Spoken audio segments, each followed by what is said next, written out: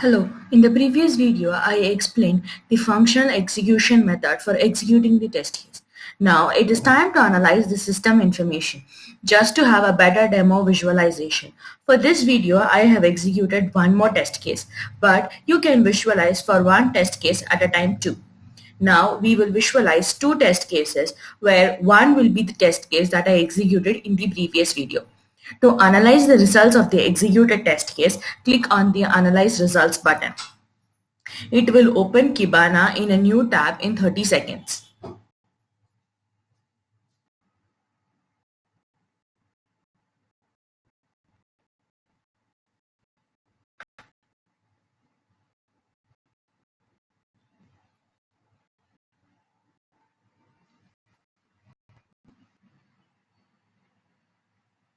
This will show the system information like CPU and memory usage during the execution of the test cases.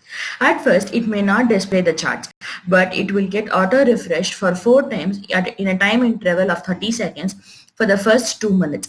After refreshing, the charts will come automatically. There are 4 charts. The first and the second displays the utilization of CPU and memory for each test case marked in the index. The third and the fourth one displays the utilization of CPU and memory at regular intervals in the form of bar and line graphs for each test case marked in the index. With this analysis, the process of testing a test case gets completed.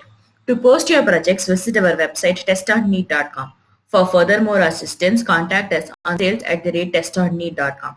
Do connect with us on our Twitter and LinkedIn accounts. Stay tuned. Thank you.